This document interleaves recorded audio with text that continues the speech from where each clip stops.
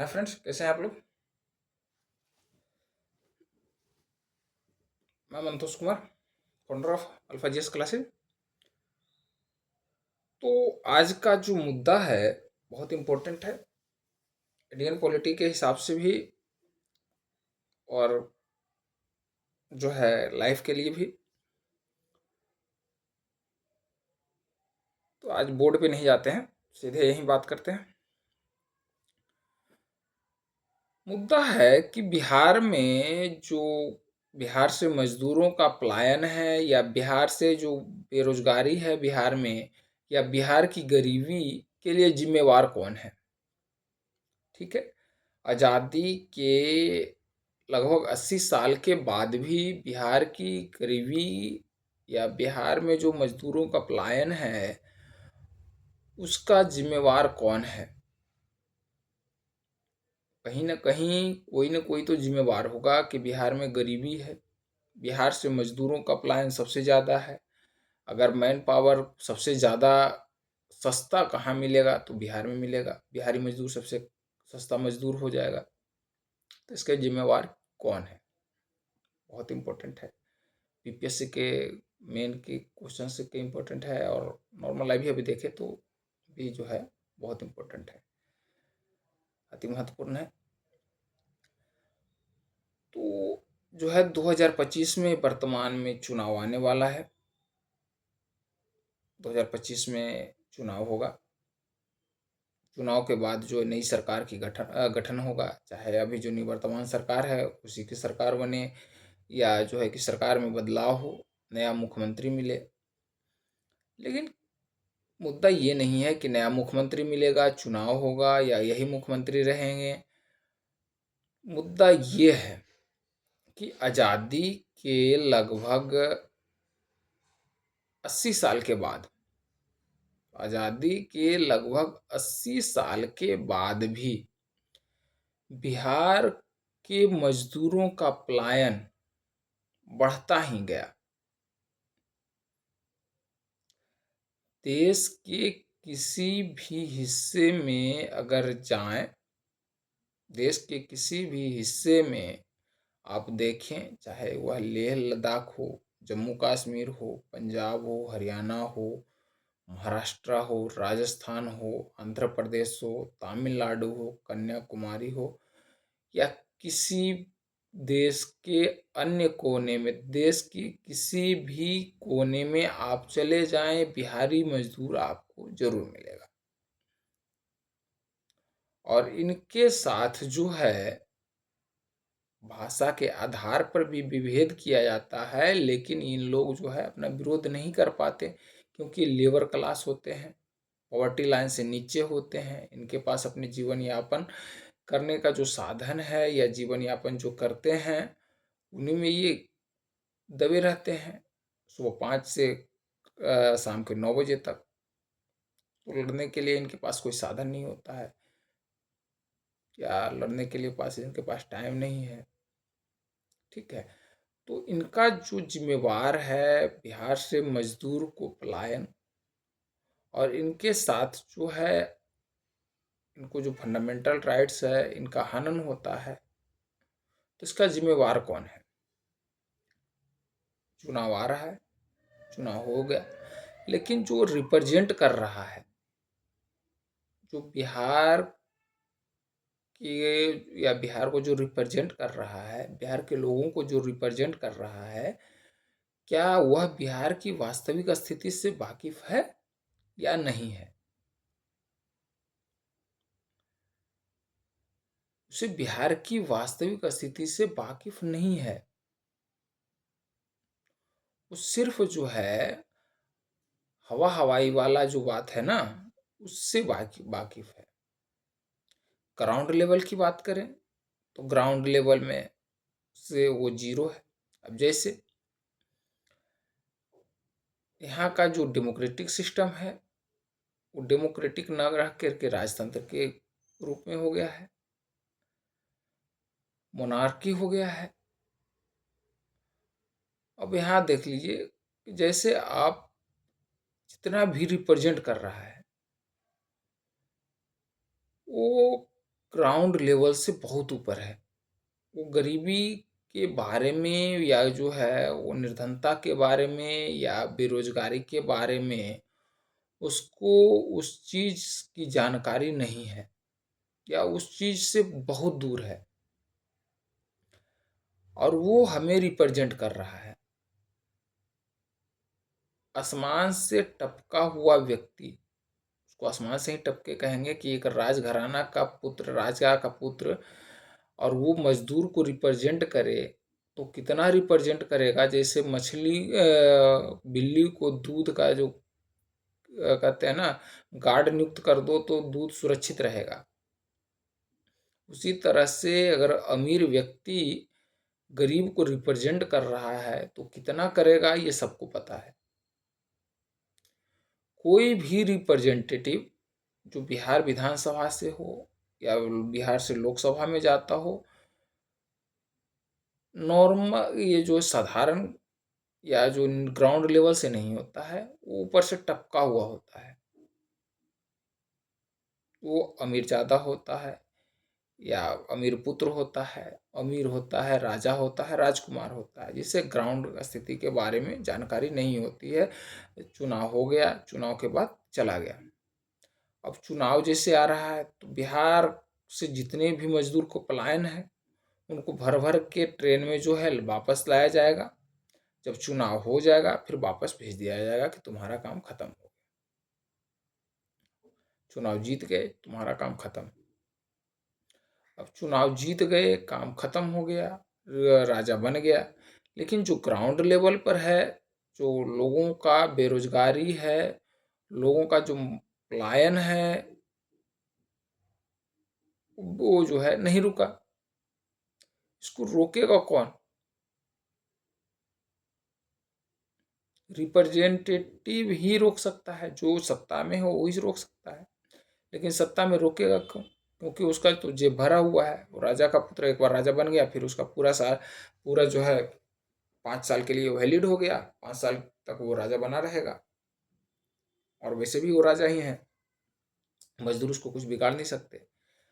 अब आलम यह है कि आप अगर बेरोजगारी की बात करें तो बिहार में आप चाहे एसएससी का एग्ज़ाम हो, बीपीएससी का एग्ज़ाम हो या रेलवे का एग्ज़ाम हो, कहीं आप जाएं और स्टेशन पे जाकर के देखें भीड़ क्या होता है, बेरोजगारी क्या है, तब आपको पता चलेगा कि बिहार की बेरोजगारी क्या है।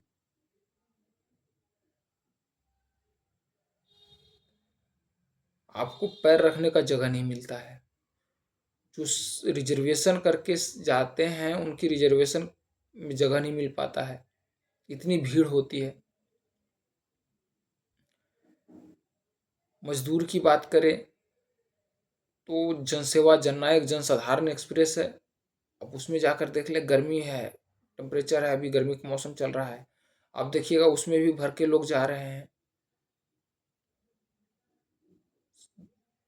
जनरल कोच में पूरा भरा हुआ है, जगह नहीं है, भर भर के मजदूर बाहर जा रहे हैं बिहार से। क्या बिहार में रोजगार मुहैया नहीं कराया जा सकता है? बिल्कुल कराया जा सकता है। लेकिन हमारा जो है राजतंत्र की व्यवस्था जो है इस चीज़ को कराना नहीं चाहती है।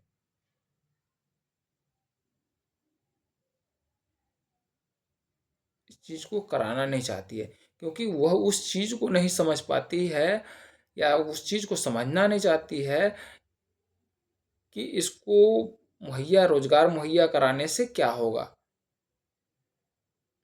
बिहार हमारे पास मैन पावर सबसे ज़्यादा है और सबसे सस्ता है, तो हम अपना इंडस्ट्री भी लगा सकते हैं, इंडस्ट्री चालू किया जा सकता है, बहुत सारे ऐसा रोजगार है कि दिया जा सकता है। लेकिन यहाँ के लोगों को, यहाँ का जो रिप्रेजेंटेटिव है, यहाँ का जो सत्ताधारी है या जो सत्ता में आता है, जो रिप्रेजेंट करता है, उसको इससे कोई मतलब नहीं है। बिहार से मजदूर देख लीजिए कहीं पलायन कर रहा है।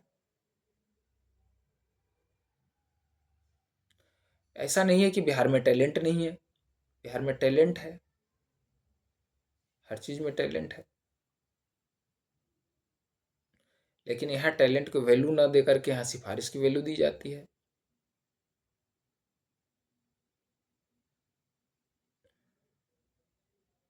यहाँ जो है करप्शन का वैल्यू दिया जाता है। करप्शन चरम सीमा पे है, चाहे आप किसी कोई कार्यालय में चले जाएं। यहाँ का जो पावर है, जिसके पास पावर है वही दबा रहा है लोगों को, सुधरेगा कहाँ से? तो सबसे बड़ी मुद्दा जो है कि आने वाला चुनाव जो है 2025 में बिहार की स्थिति अगर सुधारना चाहते हैं, अगर बिहार के लोगों को रोजगार बिहार में ही चाहिए, या अपनी बेइज्जती जो है बाहर जा कर के अपने व्यक्ति की आज़ादी का हनन होना नहीं देखना चाहते हैं, या अपनी जो आज़ादी है या अपना व्यक्ति है, अभिमान, अपना जो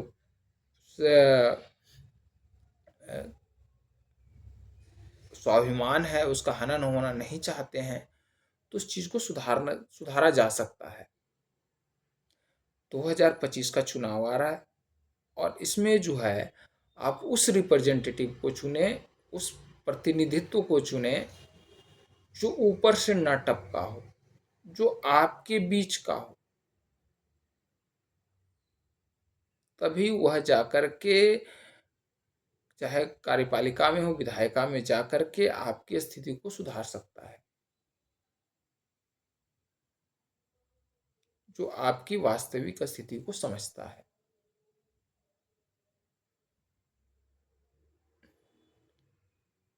चाहे मैं किसी पार्टी का नहीं बता रहा हूँ, जो चाहे कोई भी पार्टी हो, अगर वो चुनाव में के दौरान पैसे का खर्च कर रहा है, चुनाव के दौरान खर्च कर रहा है, तो जो खर्च किया हुआ धन है उसको वसूलेगा कहाँ से? तो पब्लिक से ही वसूलेगा, या करप्शन के द्वारा ही वसूला जाएगा।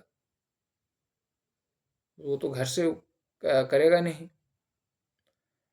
तो ऐसे रिप्रेजेंटेटिव को चुनना चाहिए, या ऐसे रिप्रेजेंटेटिव को चुना जाए ताकि बिहार के युवाओं को रोजगार मिले।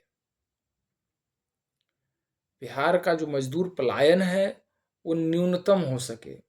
बिहार में जो गरीबी है, साक्षरता दर है, ये ऊपर आ सके। जब हमारा रिप्रेजेंटेटिव सही होगा तभी ये चीज नामुमकिन है।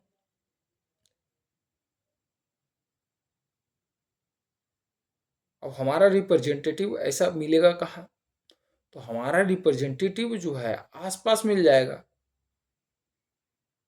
जिसको हम लोग बना सकते हैं। समाज जो पब्लिक है किसी को भी बना सकता है, किसी को भी बिगाड़ सकता है। एक साधारण से व्यक्ति को भी जो है खास बना सकता है। तो हमें ऐसे रिप्रेजेंटेटिव को ही ऊपर लाना चाहिए, न कि ऐसे को जो ऊपर से टपका है। जब ऊपर से टपका है वो कभी भी जो है लोगों की वास्तविक स्थिति को न जानने की कोशिश करेगा, न जानेगा। क्योंकि उसे खाना कहाँ मिल रहा है? एसी में मिल रहा है। रहना कहाँ? एसी में। टॉयलेट कहाँ कर रहा है? एसी के जहाँ लगा हुआ है टॉयलेट भी एसी कर रहा है। अब वो मजदूर को देख लीजिए, यहाँ गर्मी में प्रचंड गर्मी है, धान की बुआई हो रही है, प्रचंड गर्मी है, मूंग की तोड़ाई हो रही है, प्रचंड गर्मी है, ठंड है, काम कर रहा है, बरसात है, धान की बुआई हो रही है, मजदूर है, दैनिक मजदूर है, दिहाड़ी कर रहा है प्रचंड गर्मी में। इस चीज को कहाँ समझेगा? उसे तो इस चीज के बारे में जानकारी नहीं है। अब बिहार का युवा देख लीजिए, अगर बिहार का युवा तैयारी करने के लिए भी एग्जाम की तैयारी कर रहा है, पटना में देख लीजिए या बिहार शरीफ में देख लीजिए, बड़े खास करके पटना में, तो एक रूम में चार चार लोग रह रहे हैं, चार चार लड़के रह रहे हैं, और उनको घर से पता है कितना मिलता है? 2500 से 3000 रुपये की मंथली मिलता है कि आप तैयारी करो। उसी में रूम रेंट करना है, उसमें खाना खाना है, उसमें पढ़ाई भी करना है। 3000 क्या होता है? उस अमीरजादे के लिए 3000 एक होटल का टिप्स होता है, और ये 3000 में पूरा का पूरा महीना चला रहा है। तो इस चीज को जो असामान्यता है, विषमता है, ये कम कैसे होगा? ये इसी स्थिति में कम होगा जब हम अपना सही रिप्रेजेंटेटिव को चुन करके अपनी जो है सत्ता में बैठाएंगे।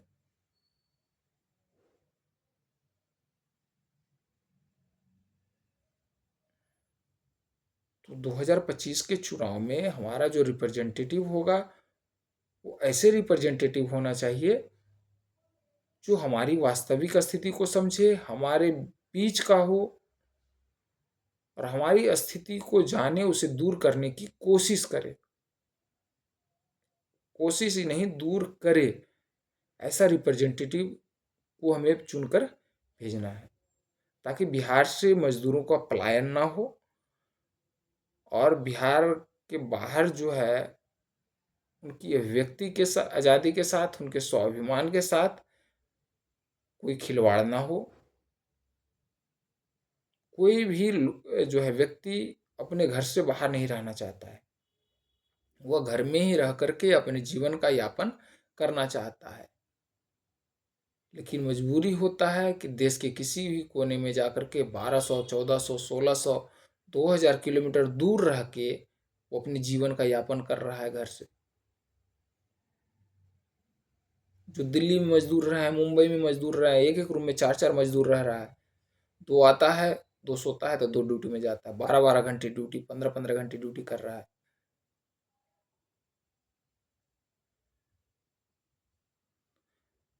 तो ही 15 घंटे ड्यूटी बिहार में भी करके जो है बिहार को उन्नत बनाया जा सकता है। अब रही बात, कोई जो है गवर्नमेंट बोला था कि हमारे यहाँ समुद्री तट नहीं है तो हमारा विकास नहीं हो पाएगा। पंजाब और हरियाणा में कौन सा समुद्री तट है?